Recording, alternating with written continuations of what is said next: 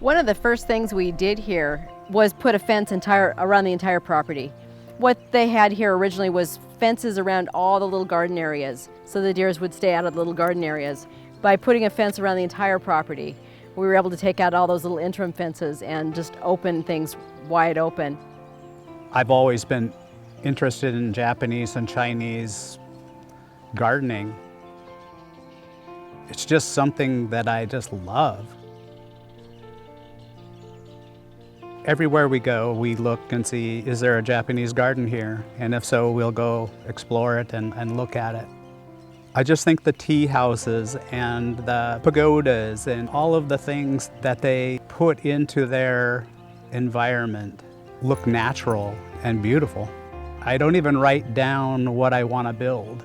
I don't make a materials list. I don't do anything. I just start building it. And I usually do it within a day or two. It's done. I know in my mind what I want to see, and so I just make it happen. We're always on the lookout for the art pieces, the statuaries.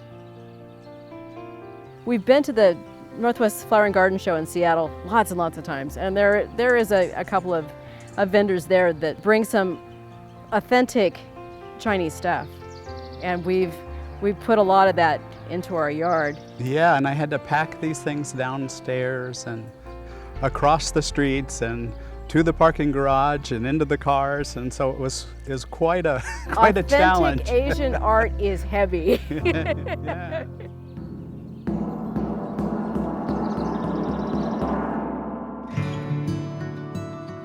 I wanted to create an environment that makes me happy and where I feel comfortable and relaxed. I love water. I like the flow of water, the sound of waterfalls, and so I added those. I also love turtles, so I designed and built a small turtle pond so that I could raise them and watch them. Created lots of places to sit and just relax and enjoy the nature around me. When we find plants or shrubs or trees that we really like, we'll go and plant them in a certain area, and oftentimes we'll move them 2 or 3 times before we find the exact place that we want them to be. Sometimes we'll leave them in a pot so that we can move them easier, but most of the time I end up digging them up and moving them till I feel that it's the right spot. I think I've gotten the place to where I don't want to expand anymore at all. Just the maintenance on what I've done so far is going to keep me busy until I retire. And then when I retire, I'll probably need help. So that's what I'm looking at. But I also know that I have a place that I really enjoy being. There are many places where I can sit and watch the sunset and listen to the frogs and watch the birds and look at the turtles and hear the sound of the waterfalls and just be happy. But it's fun. This is stuff we like to do. It's what I love to do. Yeah, we don't even want to go on vacation. This is vacation stuff for us. If I could, I would do this all the time. And be happy about it.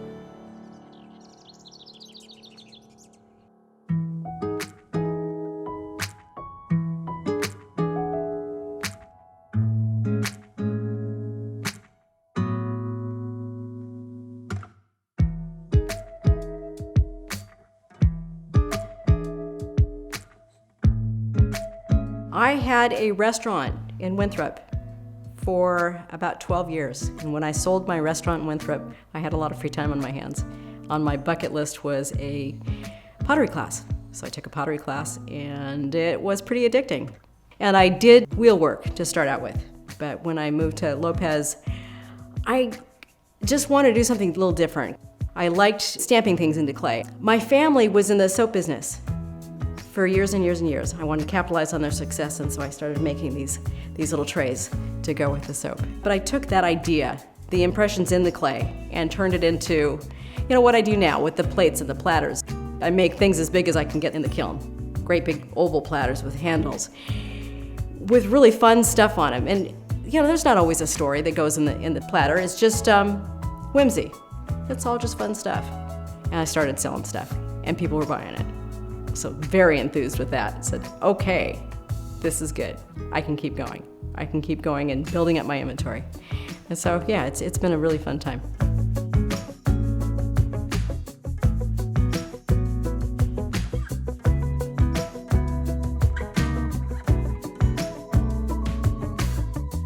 The way it works is you start out with a 25-pound bag of clay, and you cut a piece off, and I've got a slab roller.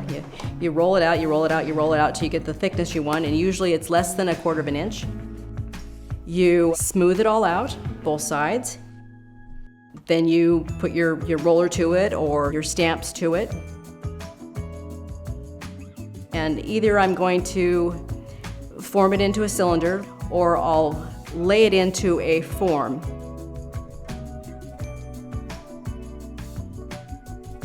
It dries for about a week. Then you fire it once and it turns into something that looks like a terracotta pot. Then you glaze it, and that's a matter of, for me, it's putting an underglaze on and wiping that off. And the glaze sticks into the pattern, and then you put another color over the top of that. And so the pattern shows through because of that underglaze.